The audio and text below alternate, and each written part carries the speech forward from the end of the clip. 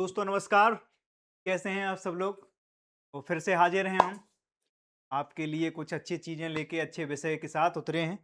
ठीक है? तो आज सबसे पहले तो ये देख लेते हैं कि चुनाव हमारे यहाँ होता है। चुनाव की जो सुप्रीम बॉडी है वो क्या होती है? इलेक्शन कमीशन होता है। इलेक्शन कमीशन में सबसे बड़े जो व्यक्ति हैं वो कौन से होते हैं? Chief election commissioner. वो कौन है हमारे? ज्ञानेश कुमार जी हैं। ठीक है?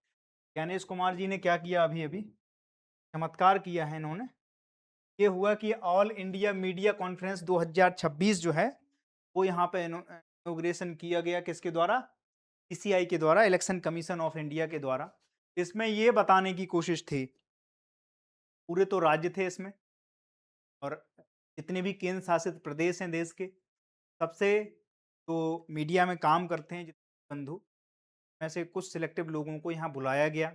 लगभग 380 से ज़्यादा मेंबर थे, जिनको इनविटेशन भेजा गया और उसमें ये चर्चा की गई कि चुनाव में चूँकि अभी एसआईआर का क्या चल रहा है, ज़ोर-तोर पे काम चल रहा है पूरे देश में।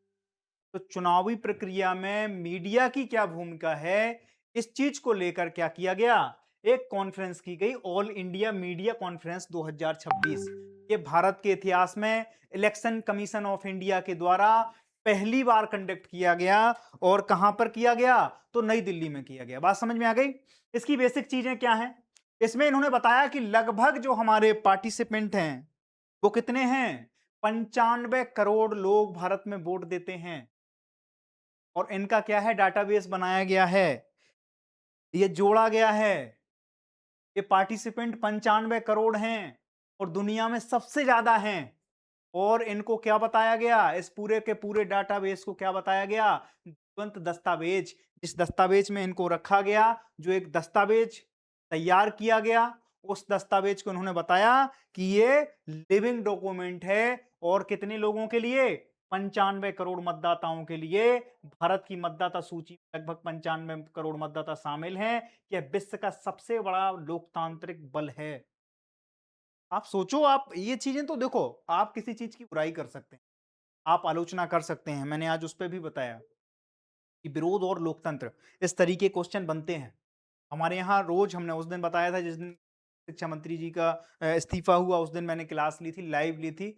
वो बाई फॉल्ट डिफेंस के चैनल पे चली गई और लेना था आपके चैनल पे, तो वो उधर अगर कोई हो तो उधर देख सकते हैं। ठीक है? लेकिन आप देखें इस चीज को कि किस तरीके से आप विरोध कर सकते हैं, वो आपकी, लेकिन आप एक संगठन के तौर पर उसकी फंक्शनल किस तरीके से होती है, वो किस तरीके से ऑपरेट होती हैं चीजें। आप सोचो, 95 करोड़ लोगों को वोट दिलाना, और भारत में तो इस तरीके से है वोट देने का अधिकार कि अगर कोई एक व्यक्ति एक गांव में है, और ऐसा कई बार करके दिखाया है। आप बहुत सरल समझते हो कि एक व्यक्ति के लिए सोचो पूरा का पूरा प्रशासन लग जाता है, उसको जाके वोट लेके फिर वोट वापस लाना। एक एक व्यक्ति अगर कोई वोट देने के लिए है, तो ये चुनाव आयोग की जिम्मेवारी है कि उसका वोट लेके और वोट डलवाते हैं वो लोग।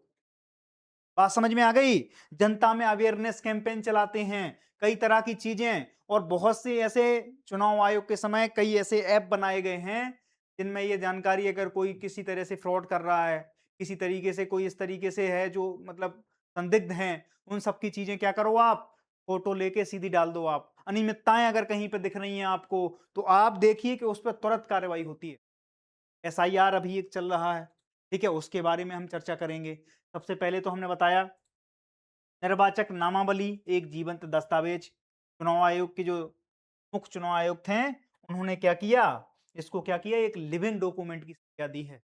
95 करोड़ लोग, आप सोचो, वोट ले रहे हो आप।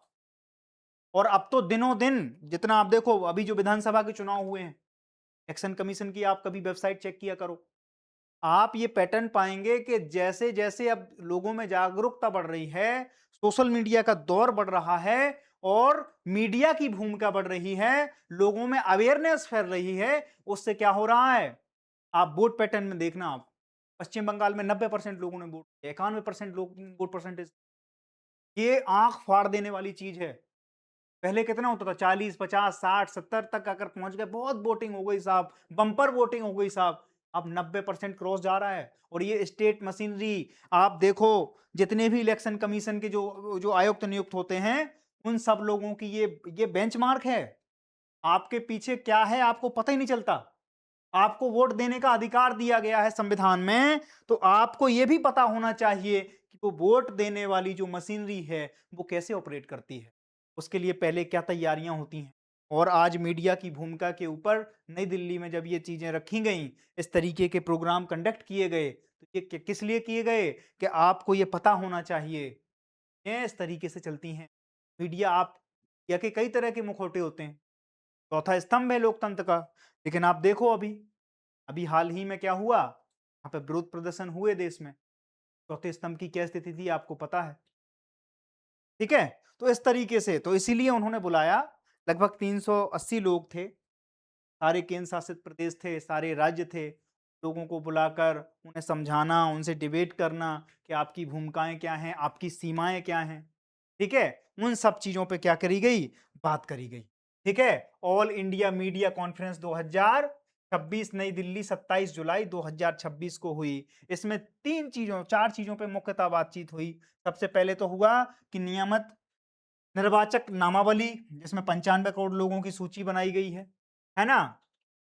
ईसीआई नेट, इसको जनवरी में चुनाव आयोग ने क्या किया था, लॉन्च किया था। Election commission of India net, जिसमें डिजिटल बुनियादी ढांचा उन्होंने बना के एकीकृत डिजिटल पोर्टल पर सारी की सारी चीजें आपको जानने की प्लेटफॉर्म पर बनाने की कोशिश की थी। ठीक है, अब देखो आप एसआईआर विशेष गहन पुनरीक्षण जो अभी पूरे देश में चल रहा है, इसमें क्या है, मतदाता सूची की शुद्धता, सटीकता और अद्यतन सुनिश्चित करने हेतु विशेष गहन पुनरीक्षण अभियान चलाया जा रहा है। अब ये क्यों हो रहा है, एक तो हमारे यहाँ डेमोग्राफिक चेंज आ रहा है, प्लस जो बाहर से लोग आए हैं, कई जगह पाया गया, बांग्लादेशी घुसपैठिए आ गए, कहीं और देश से आ गए, तो अब हम क्या कर रहे हैं, विशेष गहन पुनरीक्षण करके उसकी शुद्धता की जांच कर रहे हैं। इसका बेस भी हमने 2002 से लेके और भी चीजों में लेके हम आपको क्या करेंगे, अगर डॉक्यूमेंट आप दे देते तो ठीक है, तो आप फिर देख लो, अपना साबित करो उन चीजों, घर घर सत्यापन। और दूसरी बात है, सुप्रीम कोर्ट ने एक टिप्पणी भी की थी, अभी जब बहुत सारी जगह पे ऐसी अफवाहें फैल रही थी, तो सुप्रीम कोर्ट ने फिर क्या किया, एक बाउंडेशन भी लगाई थी, साहब अगर वोटर लिस्ट में नाम नहीं है तो इसका मतलब ये नहीं है कि वो भारत का नागरिक नहीं। वोटर लिस्ट एक मतलब एक प्रशासनिक प्रक्रिया है, और जो भारत की नागरिकता का विषय है वो एक बहुत जटिल प्रक्रिया है, वो अलग तरीके से डिफाइन करी गई। ठीक है, पात्रता सुनिश्चित करना और जवाबदेहिता को बढ़ाना, पारदर्शी, समावेशी और भरोसेमंद मतदाता सूची तैयार करना, और हर मतदाता तक पहुंच, हर वोट की सुरक्षा और निष्पक्ष एवं शांतिपूर्ण चुनाव हमारी सर्वोच्च प्राथमिकता है। ये बात कही है आदरणीय हमारे जो चीफ इलेक्शन कमिश्नर मुख्य वो हैं हमारे ज्ञानेश कुमार जी, उन्होंने बात कही। ठीक है, अब देखो आप, चुनाव आयोग, निर्वाचन आयोग का कहां जिक्र है, तो संवैधानिक थोड़ा सा पहलू देख लेते हैं अपन।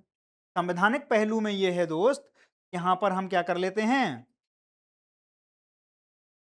संवैधानिक पहलू इस तरीके से है कि आप देखें कि आर्टिकल 324 है, क्या है, आर्टिकल 324। आर्टिकल 324 में कई है, उसमें सब सेक्शन 1 है, सब सेक्शन 2 है, सब सेक्शन 3 है, सब सेक्शन 5 है, सब सेक्शन 6 है। इन सब में इन चीजों की वो दी गई है कि इसको क्या करना है। जो मुख्य चुनाव आयोग है, चुनाव आयोग का काम क्या है, तो सबसे पहले चुनावों का अधीक्षण करना, चुनावों का क्या करना, निर्देशन करना, डायरेक्शन और नियंत्रण करना, कंट्रोल रखना। सारी मशीनरी लगा देता है चुनाव आयोग। चुनाव के समय लोकसभा का चुनाव हो, 7 चरणों में हो, 6 चरणों में हो, आप देखो वहां पर तो सुप्रीम जो बॉडी रहेगी वो क्या रहेगी, चुनाव आयोग। चुनाव आयोग ही रहता है।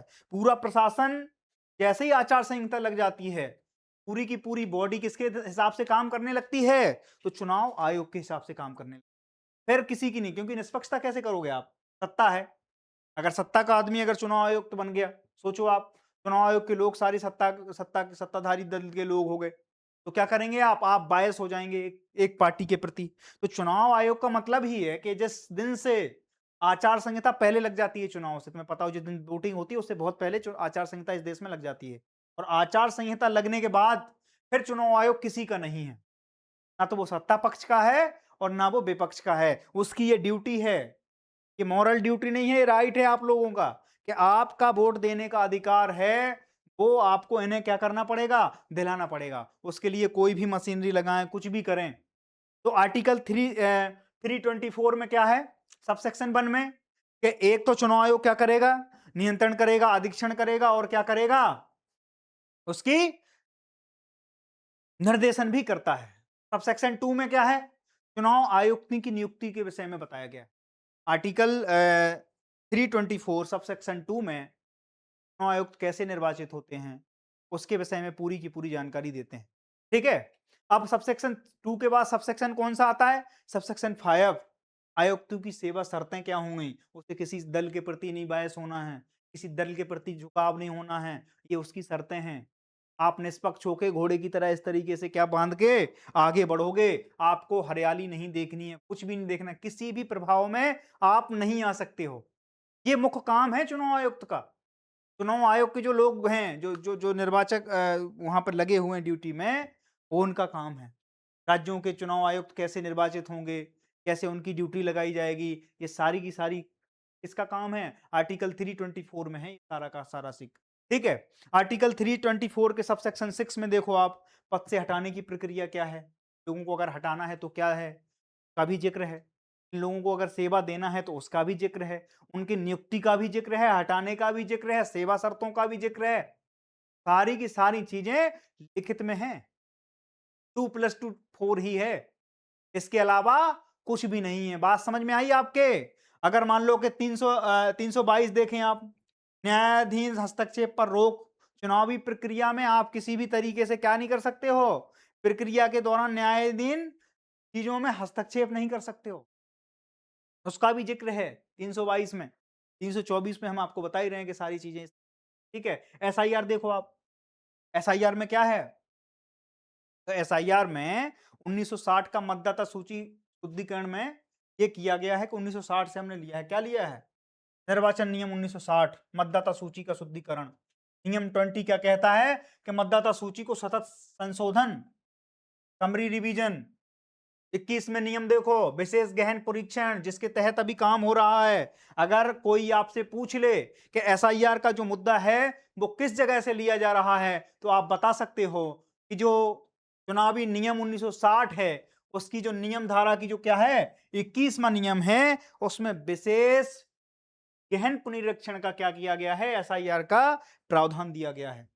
बात समझ में आ गई? तो ये यहां से ताकत मिल रही है चुनाव आयोग को। इसके दम पे वो पूरे देश में क्या मचा रखा है? उत्पात मचा रखा है इस आदमी ने। बात समझ में आ गई? अब देखो अगली चीज, एसआईआर का उद्देश्य क्या है? तो उद्देश्य हमने आपको बताया कि सूची की शुद्धता, उद्यनता और विश्वसनीयता सुनिश्चित करना। अब सूची में शुद्धता कैसे आएगी? एक आदमी यहां पर में वोट दे रहा है, वो यूपी में नहीं दे सकता है। इस चीज को कौन करेगा? तो इस चीज को क्या चुनाव आयोग पूरी तरह से इसके लिए उत्तरदायी है, वो इसकी शुद्धि करेगा। शुद्धिकरण करने के बाद फिर क्या होगा? एक व्यक्ति को एक वोट देने का अधिकार जो इस देश ने दे रखा है, संविधान ने दे रखा है, उसकी पूरी की पूरी प्रक्रिया में कौन है? सेंट्रल प्लेयर जो है वो चुनाव आयोग है। ठीक है? इलेक्शन कमीशन है। अब देखो आप, ईसीआई नेट क्या है? ईसीआई नेट जो पोर्टल है वो 2026 जनवरी में इलेक्शन कमीशन ने क्या किया था? लॉन्च किया था। इसमें क्या-क्या चीजें हैं? डिजिटल गवर्नेंस के बारे में बताया गया है, ई गवर्नेंस के पहल के बारे में बताया गया है और क्या ट्रांसपेरेंसी के बारे में बताया गया है। कहीं भी दिक्कत है, आपको लगता है कि साहब ईवीएम के साथ छेड़खानी हो रही, आप फोटो लो, वीडियो बनाओ, आप यहां पे क्या कर दो? सेंड कर दो सीधे। इससे क्या हो जाएगा? इससे तत्काल प्रभाव से उस पर क्या लिया जाएगा? एक्शन लिया जाएगा। ये क्या है? डिजिटल गवर्नेंस का कमाल है। इसको अब कौन भी अपना रहा है? इलेक्शन कमीशन ऑफ इंडिया भी अब अपने उसमें शामिल कर लिया है। मतलब एक जहाज और अपने बेड़े में शामिल हो गया है, जिसमें ई गवर्नेंस, डिजिटल गवर्नेंस और क्या है? ट्रांसपेरेंसी आपके लिए। ट्रांसपेरेंसी जरूरी है। अगर किसी को ये लगता है, अब तो विपक्ष का काम है हल्ला बोलना, वो हल्ला करते रहते हैं, उनका काम यही है कि साहब ईवीएम में छेड़खानी हो रही है। एक बार भी आज तक कभी साबित नहीं कर पाए लोग। और जिन जिन जगहों पे जीतते हैं वहां ईवीएम सही है, जिन जिन जगहों पे हार जाते हैं तो फिर खड़े हो जाते हैं कि साहब ईवीएम में क्या दिक्कत दिक्कत आ रही है, इलेक्शन कमीशन तो बायस्ड है, वो तो किसके हिसाब से काम कर रहा है? वो तो रूलिंग गवर्नमेंट के हिसाब से काम कर रहा है। मैं कहता हूं कि अगर रूलिंग गवर्नमेंट के हिसाब से, अब वो क्या कह रहे हैं कि साहब कैसे कर दो, बैलेट पेपर से चुनाव होने दो। बैलेट पेपर से चुनाव अगर होंगे, 95 करोड़ लोग हैं इस बार, कितना समय लगता है? पहले आपने देखा होगा इस देश में जब भी बैलेट पेपर से वो हुए हैं, चुनाव हुए हैं, मतपेटियां लूट ले जाती थे, स्याही डाल देते थे, पानी डाल देते थे, जो कैंडिडेट हारता हुआ दिखे। और उसमें क्या होता था? वायलेंस बहुत होता था, संवेदनशीलता बनी रहती थी। बिहार जैसे जगह पे आप देखो, बाहुबलियों को जब उदय होता है 80 के दशक में, वेस्ट यूपी है, बिहार है, पूर्वांचल है, इस जगह जब इन बाहुबलियों का उदय हुआ तो उसमें क्यों हुआ? क्योंकि इन बाहुबलियों का काम यही था। जब हम कहते हैं अपराध में राजनीतिकरण, राजनीति में अपराधीकरण की जब शुरुआत होती है इस देश में, उसका काम यही था कि वो क्या करते थे? बैलेट पेपर को या तो खराब कर देते थे, जिन्होंने उन्हें दिखता था कि इस बूथ पे हम नहीं जीत रहे हैं, वो क्या करते थे? मत पेटियों में ही स्याही डलवा देते थे। आप साफ चेक कर लो, आप मोहर किसने कहां लगाई थी किसी को थोड़ी पता है। फिर वो क्या करते थे? इनवैलिड मान लिए जाते थे वो वोट। ईवीएम में ये सुविधा नहीं है, बात समझना। तो ईवीएम ये आपकी डिजिटल प्रक्रिया है, और चुनाव आयोग ने बिल्कुल साफ किया है, कई बार किया है, उन्होंने स्पष्टीकरण दिया है कि इसमें किसी भी तरह की हैकिंग, किसी भी तरह की कोई भी छेड़खानी मतलब हो ही नहीं सकती। और अभी तक तो खैर नहीं हो पाई है, पूरे देश में साबित नहीं हो पाया। दुनिया में जितनी भी डेमोक्रेसी है दुनिया की, मेजर डेमोक्रेसी में क्या ईवीएम सिस्टम ही लागू है। ठीक है, तो आप देखो डिजिटल गवर्नेंस में ECI election commission of India net एकीकृत डिजिटल पोर्टल है, जनवरी 2026 में लॉन्च हुआ। मतदाता सेवाओं का एकल मंच है, डिजिटल प्रक्रियाओं में दक्षता, समयबद्धता और पहुंच में सुधार है। आप सोचो, आप कहीं बिहार में बैठे हो, आपको कोई चीज करनी है, आपको लगता है कि हमारा नाम गलत है मतदाता सूची में या दो जगह है, आप इस पे क्या करिए? आप इस पे जाके अपनी चीजों को सुधार सकते हैं, बैठे बैठे काम हो जाएगा आपका। बस वो क्रॉस चेक करेंगे और एक प्रक्रिया है, उसके तहत फिर सारी चीजें आपको क्या करनी है। और सोचो, तलवे घिस जाते थे लोगों के। अगर मान लो हमें यहाँ से दिल्ली से यूपी में जाना है, अब यूपी में ट्रांसफर कराने के लिए वोट को तलवे घिस जाते थे, या तो हम नया वोट बना लें तो हम दो दो जगह वोटर हो गए। और वो क्या है, इस तरीके के संविधान में तो चलता नहीं है, एक आदमी एक वोट के प्रावधान है। ई गवर्नेंस द्वारा समावेशन, विश्वसनीयता और चुनावी प्रबंधन को मजबूत करना, ये उद्देश्य था ईसीआई नेट का। बात समझ में आ गई? तो ईसीआई नेट को भी मेंशन करना है जब हम कहते हैं कि चुनावी सुधार में क्या प्रक्रियाएं चुनाव आयोग अपना रहा है। तो आप देखो कि चुनाव और चुनाव आयोग की भूमिका के बारे में अभी मैं जब आपसे चर्चा करूंगा, तो वहां पर आपको इन सब चीजों को मेंशन करना है। ईसीआई नेट को मेंशन करेंगे हम, इसके बाद एसआईआर को मेंशन करेंगे हम, निर्वाचन आयोग की पद्धति, उसके का नाम से नियुक्ति, उसके हटाने की प्रक्रियाओं को हम क्या करेंगे?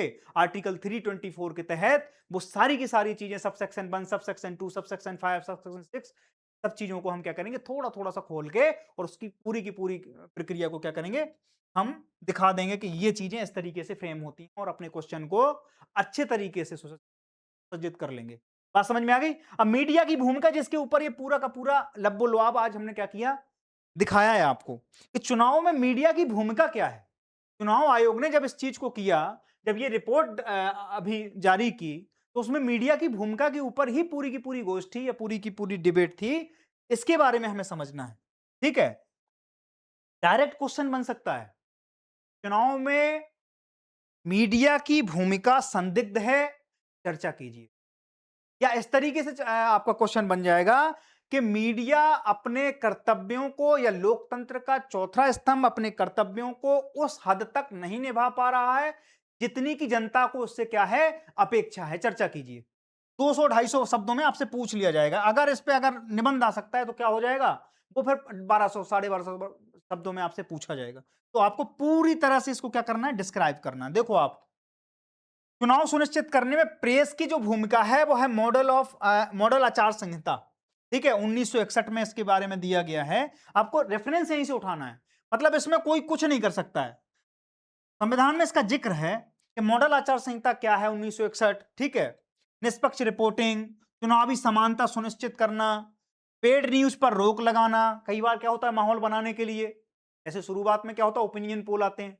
ओपिनियन पोल में पहले क्या होता था, इसके बाद फिर सुप्रीम कोर्ट ने उस पर रोक लगाई और चुनाव आयोग क्या हुआ? सक्रिय हुआ।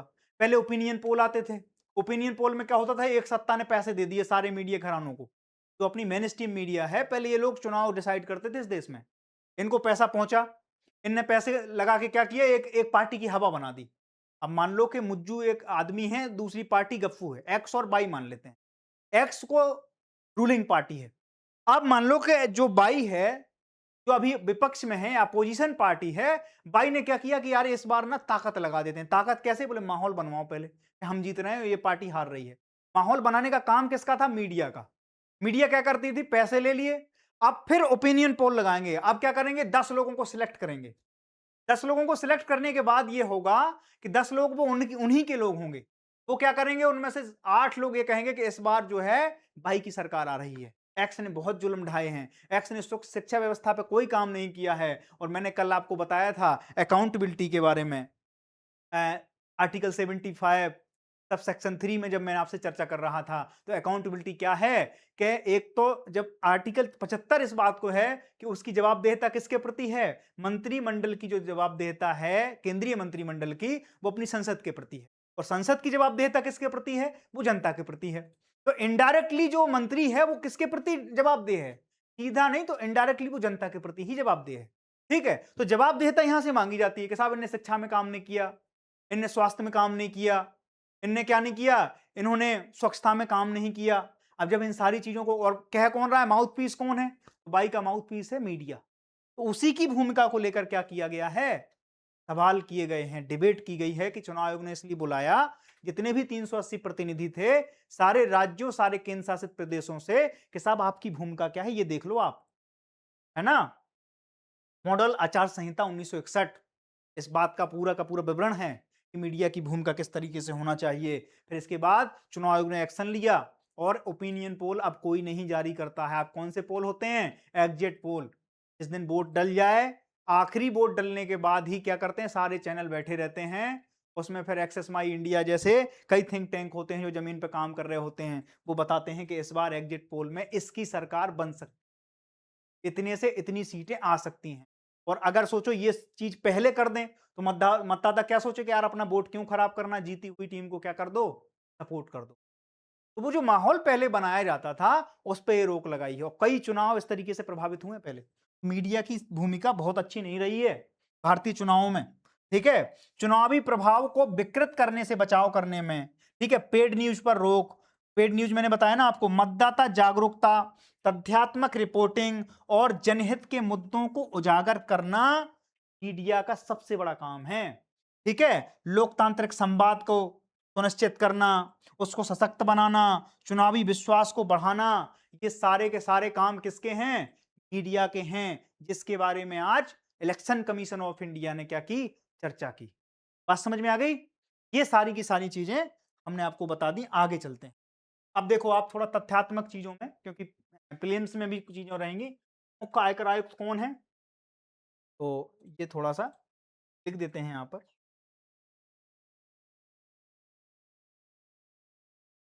ज्ञानेश कुमार जी हैं, ठीक है।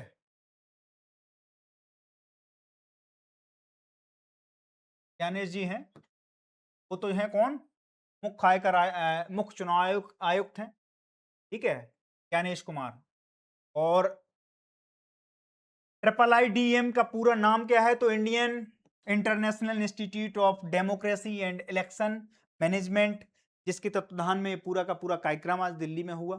ठीक है, कुल मतदाता कितने थे? तो हमने बताया था 95 करोड़ मतदाता ऑफिशियली मतदाता सूची में दर्ज हो चुके हैं। और ये क्या है? एक लिविंग डॉक्यूमेंट बताया, किसने? मुख्य चुनाव आयुक्त साहब ने।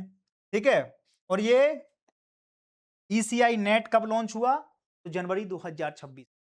ठीक है, बात समझ में आ गई? ये सारी की सारी चीजें थी। इसको आप इस तरीके से देखो, आप इसका मेंस का क्वेश्चन बन सकता है।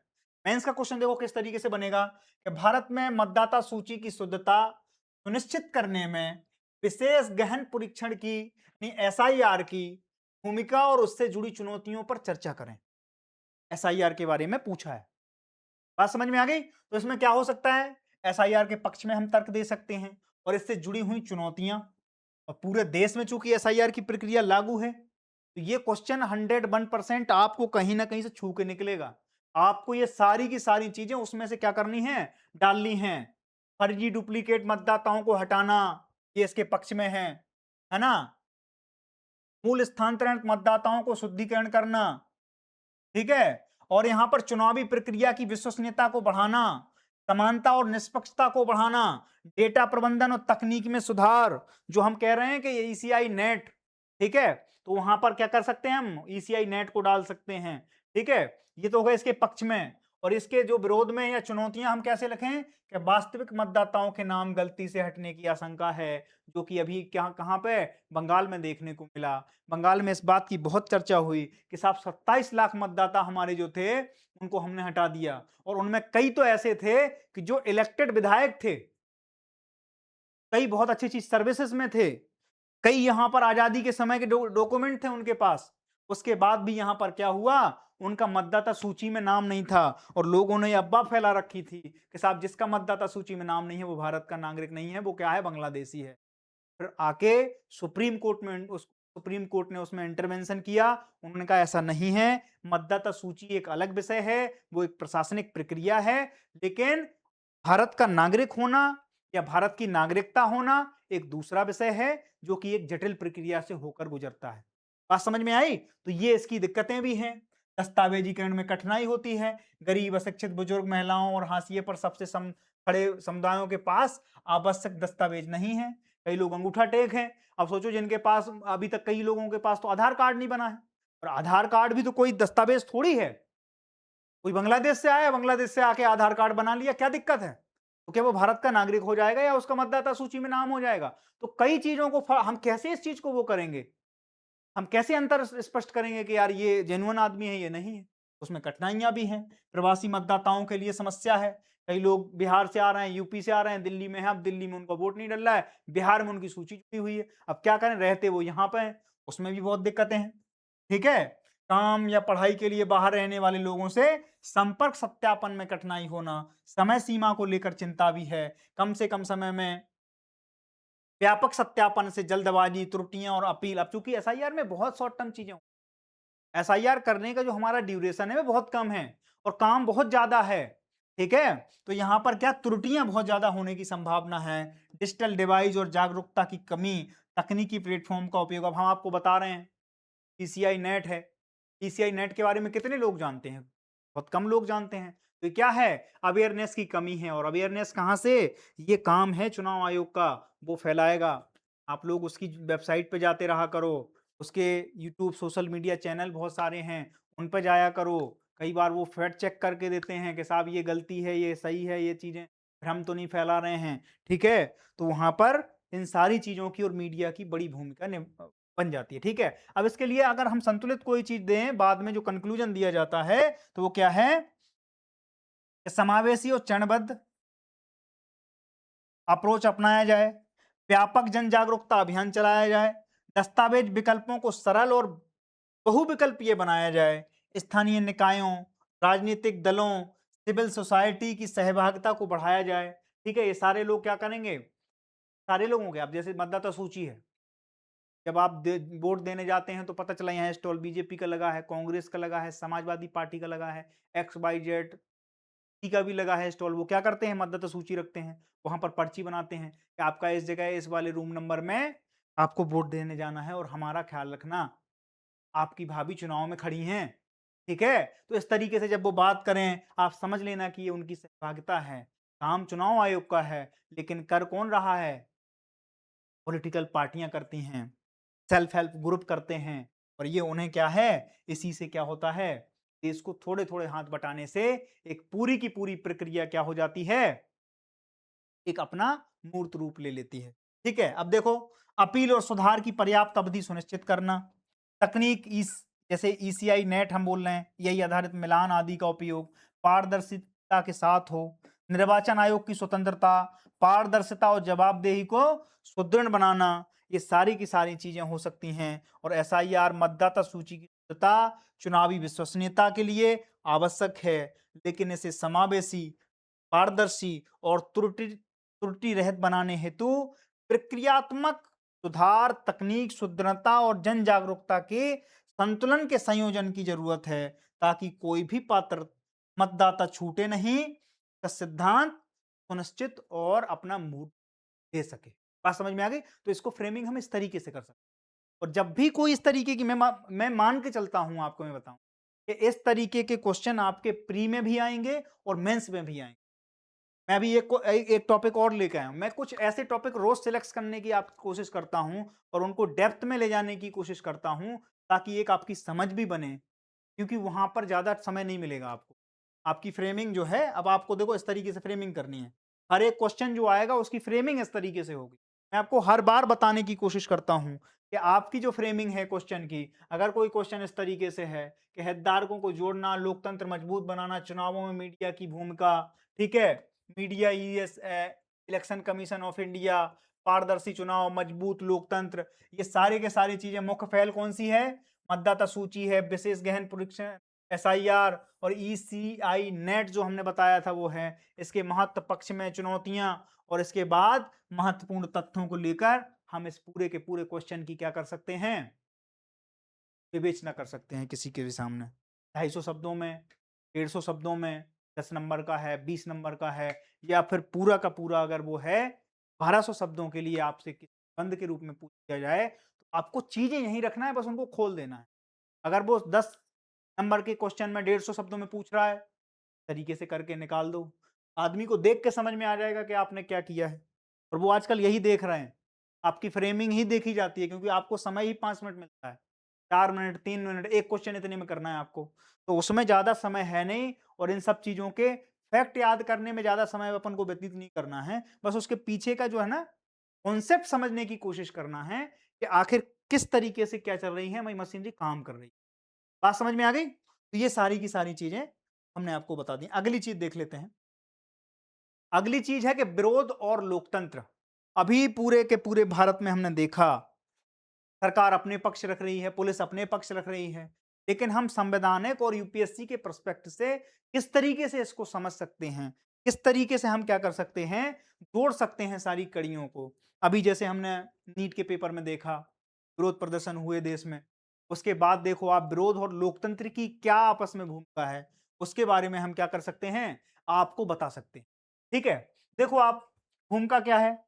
भूमिका मैंने बता दी आपको कि आपका विरोध करने का जो निर्णय है, वो आपकी अभिव्यक्ति की स्वतंत्रता जो है उसका एक्सटेंशन है। मैंने अभी बताया था पिछली बार, उस दिन जब प्रधान जी का इस्तीफा हुआ, उस दिन भी मैं बता रहा था आपको कि आर्टिकल 19 सबसेक्शन 1 में इस चीज का क्लॉज ए जो है, उसमें लिखा गया है कि योर फ्रीडम, आपकी जो स्वतंत्रता है, right to freedom, right to expression जो है, आर्टिकल 19 में है, और ये उसी का एक्सटेंशन है। विरोध करना आपका फंडामेंटल राइट है, लेकिन विरोध के दायरे भी है। अब आप देखो, सबसेक्शन 1 क्लॉज ए में है कि आपकी क्या है, right to freedom, right to expression है। सबसेक्शन 1 के क्लॉज बी में क्या है कि आपको जो विरोध करना है, वो आपको किस तरीके से करना है, शांतिपूर्ण तरीके से करना है। आप उसमें हिंसक नहीं हो सकते हैं। बात समझ में आ गई?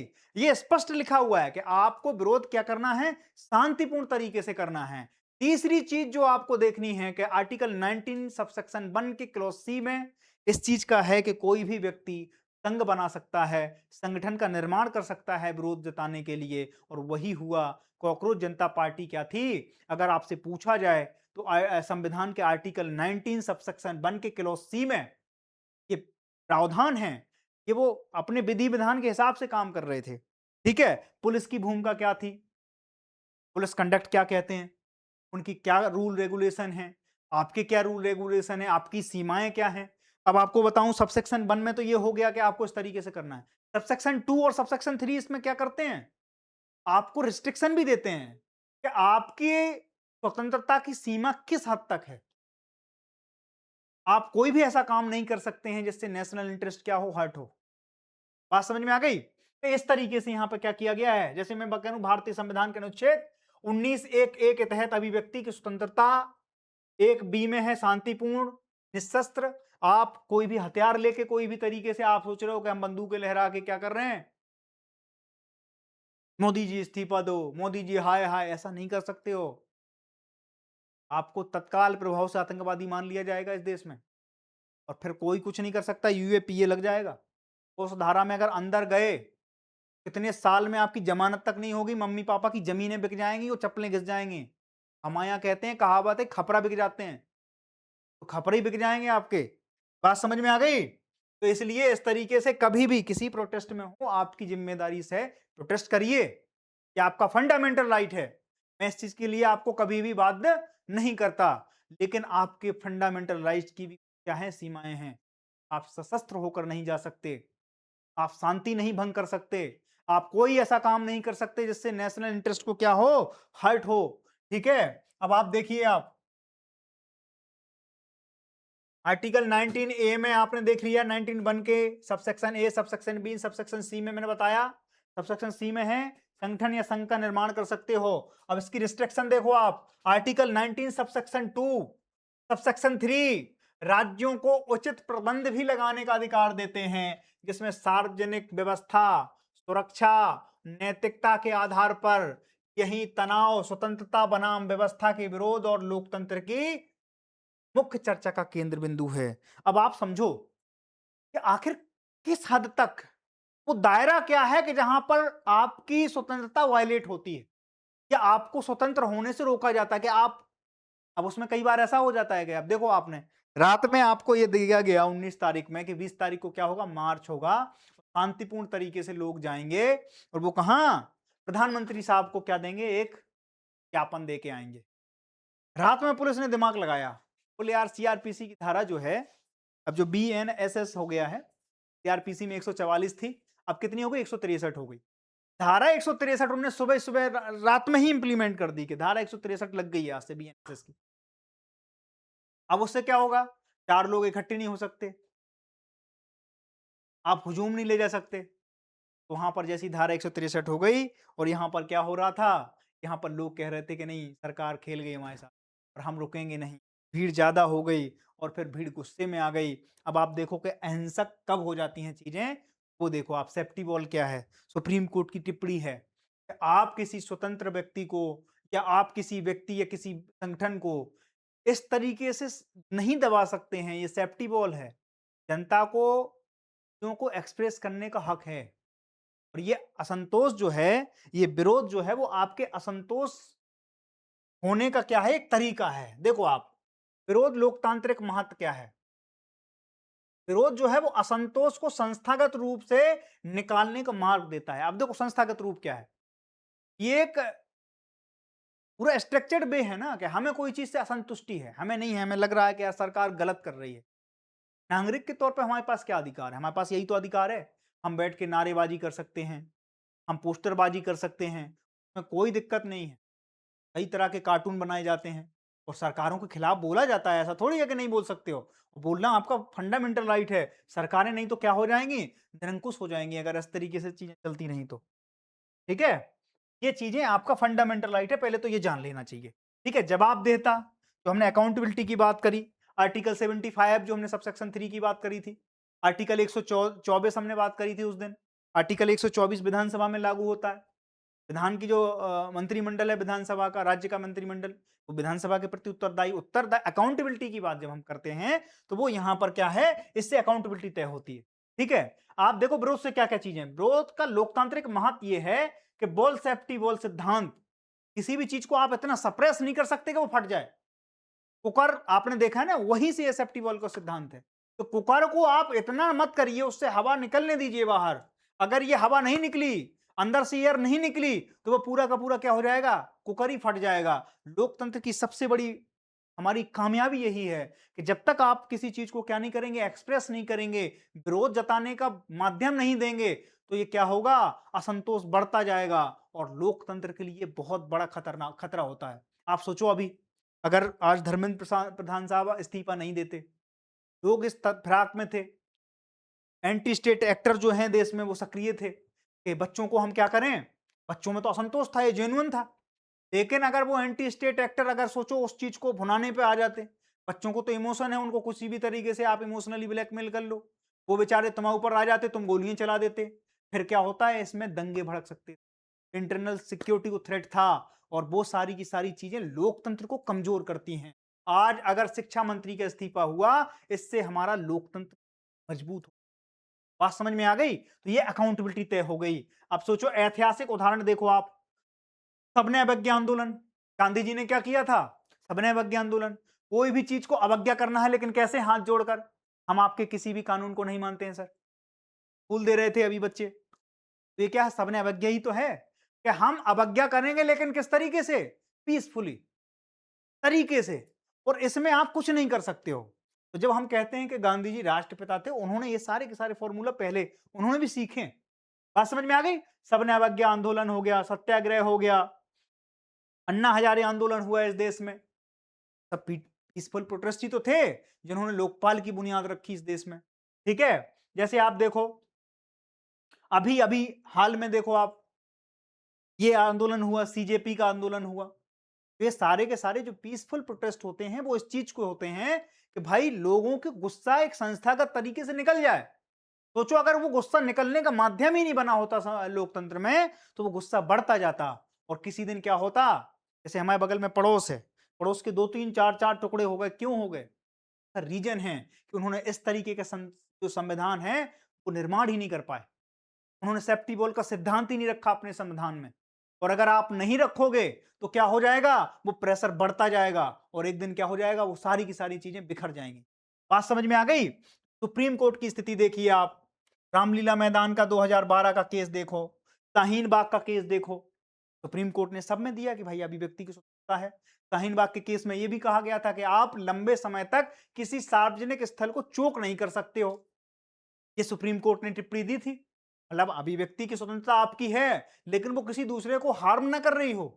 आपने 4 5 रोड इकट्ठे करके चौक कर दिए, और लोगों को, आने जाने वाले लोगों को क्या हो रही, वहां परेशानी हो रही। तो शाहीन बाग हुआ, रामलीला वाला आंदोलन हुआ, ठीक है, हाल ही में सीजेपी का आंदोलन हुआ, इन सब में क्या है, अनिश्चितकालीन कब्जा जो है वो उचित नहीं है, इस बात की भी क्या की गई थी, टिप्पणी की गई थी। अब राज्य की चिंताएं देखो आप, राज्य के स्तर पे अगर स्टेट है, उसने कहा कि साहब इस तरीके से काम हो रहा है, हम क्या करें, हमारे हाथ पांव फूल जाएंगे। अब कोई भी आएगा, ये आप कैसे तय करोगे कि ये आदमी शांति के लिए ही आ रहे हैं? उसमें एंटी स्टेट एलिमेंट है। अब एंटी स्टेट एक्टर जो हैं वो क्या करेंगे, वो शांति फैलाने की कोशिश करेंगे। पता चला किसी पुलिस वाले के कान में ही झापड़ मार दिया, पता चला चक्कू लेके घुसे हैं वो। अब पुलिस क्या करे, उसके बचाव में क्या हो सकता है?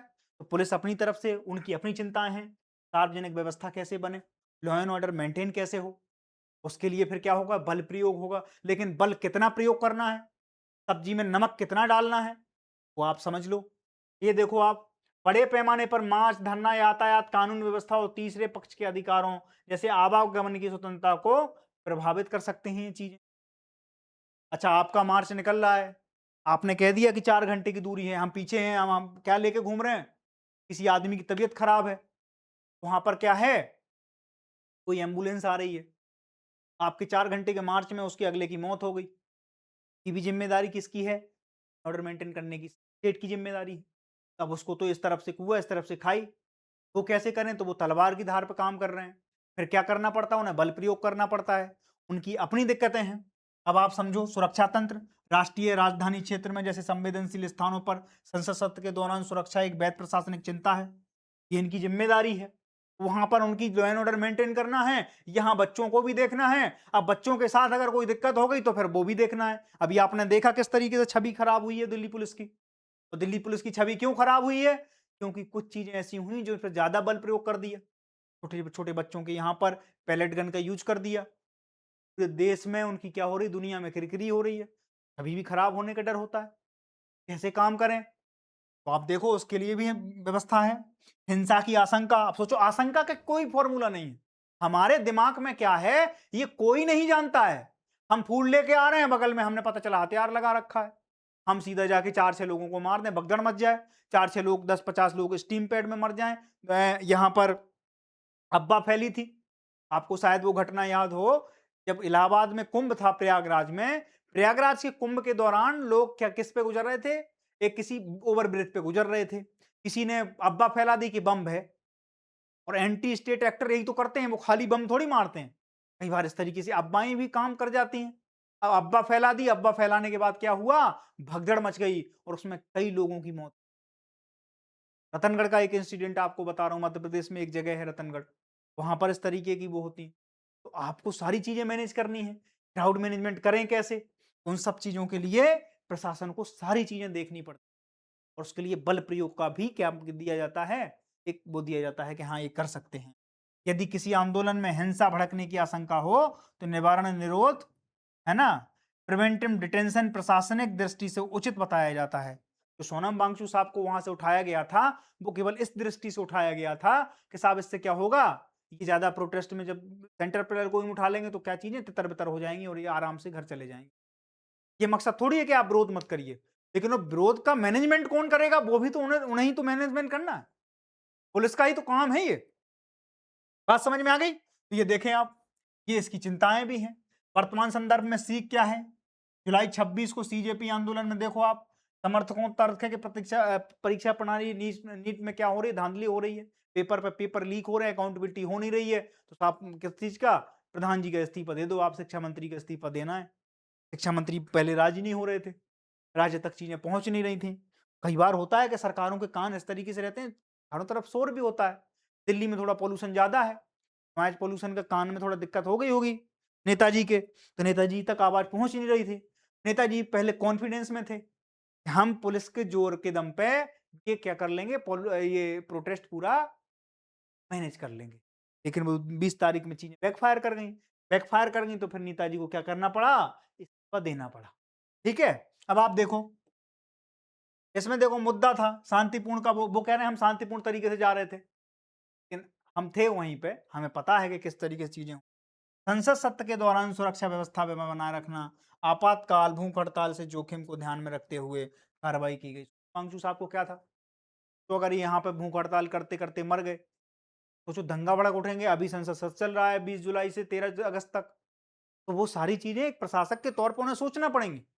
वो अपना काम कर रहे थे, बच्चे अपना काम कर रहे थे, और सारी की सारी चीजें फिर कैसे हैं, वो सारी की सारी चीजें इस तरीके से। अब देखो इसमें संतुलन कैसे बना सकते हैं, दोनों पक्षों को पहले लिखेंगे, फिर इसमें जो बीच का रास्ता वो हम इस तरीके से देख सकते हैं कि समान रूप से लागू दिशा निर्देश विरोध स्थल पर समय सीमा तय करने के लिए पूर्व निर्धारण गैर भेदभावपूर्ण एसओपी, जैसे मजदूर किसान शक्ति संगठन 2018 में सुझाया गया था, उसमें सुप्रीम कोर्ट ने कुछ इस तरीके का वर्डिक्ट दिया था कि किस तरीके से हम किसी चुनाव को किसी प्रोटेस्ट को किस तरीके से मैनेज करेंगे। ठीक है, वो सारी चीजें हैं। न्यायिक निगरानी होना चाहिए, ठीक है, निरोधक अस्पताल स्थानांतरण जैसे कदमों की स्वतंत्र न्यायिक समीक्षा होनी चाहिए।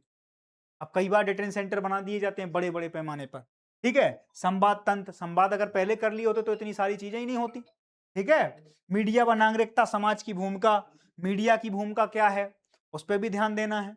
वो सारी की सारी चीजें हम क्या कर सकते हैं, ये बीच का रास्ता हम निकाल सकते हैं, और बाकी चीजें फिर हम देख सकते हैं। ठीक है, विरोध और लोकतंत्र के बारे में हमने आपको बताया। तो इस तरीके से क्वेश्चन इसी तरीके से बनेंगे, विरोध और लोकतंत्र के बारे में आप क्या समझते हैं, निबंध लिख दीजिए, 250 शब्दों में आंसर लिख दीजिए, और इसकी अगर हमें फ्रेमिंग करनी हो, निष्कर्ष क्या निकलता है, तो देखो आप, विरोध लोकतंत्र का बग नहीं बल्कि उसकी फीचर है।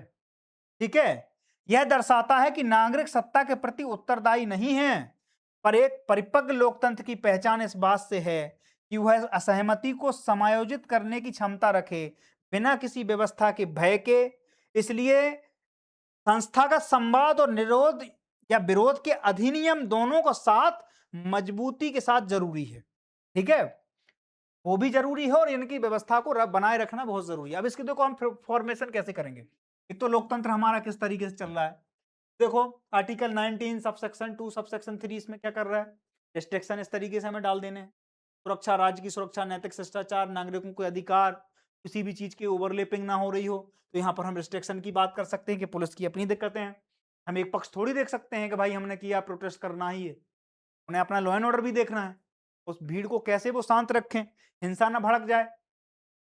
बात समझ में आ गई, उसका भी देखना है। यहाँ पर हम अनुच्छेद 19(1) की बात कर रहे हैं, एक में सब क्लॉज ए, बी और सी की बात कर रहे हैं। ये भी बात करना है कि भाई नागरिकों को अधिकार है, अगर हम किसी को असहमति का अधिकार ही नहीं देंगे तो वो क्या प्रेशर क्रिएट हो जाएगा, सेफ्टी बॉल हमारा खतरे में रहेगा। ठीक है, और इसमें क्या है, लोकतंत्र में क्या है, जवाबदेहिता बनी रहती है, जन भागीदारी बनी रहती है, नीति सुधार होते रहते हैं, सेफ्टी बॉल सिद्धांत क्या होता रहता है, इस असंतोष शांतिपूर्वक रूप से बाहर निकलने का एक मार्ग है, वरना हिंसा बढ़ सकती है। अगर आप यही काम नहीं करने देंगे तो फिर क्या होगी, हिंसात्मक रूप ले लेगा आदमी। अंग्रेज यही तो करते थे, इस सिद्धांत का वो कोई पालन ही नहीं करते थे, लोकतंत्र उनके लिए था ही नहीं कुछ, तो वो क्या करते थे, असहमति को जगह ही नहीं देते थे। अगर असहमति को जगह ही नहीं देते थे तो फिर क्या होता था, फिर होता था वो 1897 की क्रांति, भगत सिंह की फांसी, चंद्रशेखर आजाद का जो फौज बनाना, है ना? तो ये सारे के सारे जो कदम आप देखते हो ना, जलियांवाला कांड, अगर उन्हें असहमति के लिए जिम्मेदारी दे दी गई होती, तो इतने बड़े-बड़े कलंक उस सरकार पे नहीं लगे होते। ये भी जरूरी है, ये भी जरूरी है, और सुप्रीम कोर्ट का दृष्टिकोण उसमें डाल देना है अपन को। सुप्रीम कोर्ट ने कब-कब, कौन-कौन से वर्डिक्ट दिए, वो भी डाल देना है, जिससे अपना क्या हो गया, क्वेश्चन की पूरी फॉर्मेशन हो।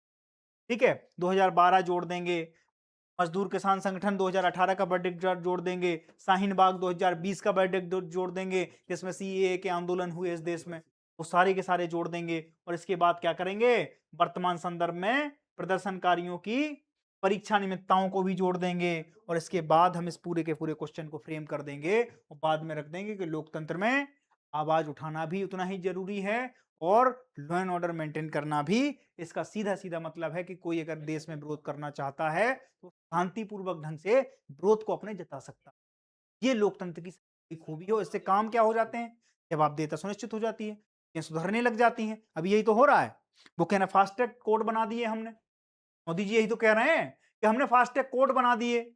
हमने क्या कर दिया, हमने सारी की सारी चीजों में बदलाव कर रहे हैं। रोज आ रहे हैं आजकल सोशल मीडिया पे, इंस्टाग्राम पे, हेलो फ्रेंड्स। तो ये सारी की सारी चीजें बदलाव की निशानी है, इसलिए इन सब चीजों को जगह देना बहुत जरूरी है। लोकतंत्र मजबूत होता है इन सब चीजों। बात समझ में आ गई? ये था हमारा दूसरा टॉपिक। अब तीसरी चीजें देखें, कॉमनवेल्थ गेम चल रहे हैं देश में। कब हुए थे कॉमनवेल्थ गेम? 2010 में हमने होस्ट किया था, और बहुत ज्यादा पदक जीते थे उस समय। इस समय थोड़ा सी दिक्कत यह है कि इस समय क्या है, कॉमनवेल्थ गेम जो हमारा होस्ट कंट्री है वो है, उसने क्या किया इस बार, बहुत सी चीजों को क्या कर दिया, कम कर दिया। जो पार्टिसिपेंट थे वो भी कम हो गए, जो नीज थी मतलब प्रतिस्पर्धाएं थी उनको भी कम कर दिया। पहले 19 नीज थी, 19 प्रतिस्पर्धाओं में मेडल दिए जाते थे, अब वो घटकर कितनी हो गई, 10 हो गई।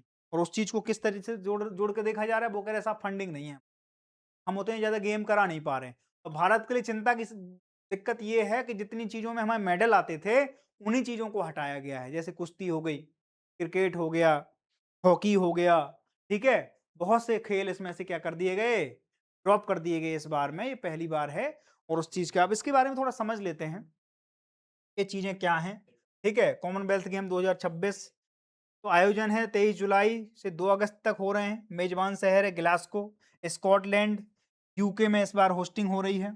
ठीक है, भागीदार देश हैं कितने, 70 प्लस, और खेल कितने हैं, 20 हैं, 280 प्रतिस्पर्धाएं हैं, और थीम है यूनाइटेड वॉइस स्पोर्ट्स, खेल से एकता। और इसकी भूमिका क्या है, सबसे पहले कॉमनवेल्थ के बारे में हम जान लेते हैं।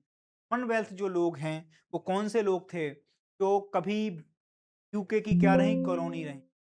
जैसे इंडिया हो गया, ऑस्ट्रेलिया हो गया, है ना, बहुत से देश थे जो क्या हैं, यूके की कॉलोनी रही। पाकिस्तान हो गया, उसमें सारे के सारे जो 56 देश हैं लगभग, जो यूके की कॉलोनी रही हैं। ठीक है, और इसमें पार्टिसिपेट कितने देश कर रहे हैं, तो 74 देश कर रहे हैं टोटल।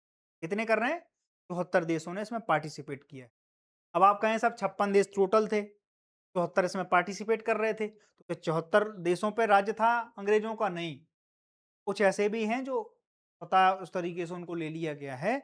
और अमेरिका इसमें अपवाद है, जो कि पहले अमेरिका की कॉलोनी, यूके की कॉलोनी था, अंग्रेजों के अधीन था, पर वो इस कॉमनवेल्थ गेम में क्या नहीं करता, पार्टिसिपेट नहीं। बात समझ में आ गई?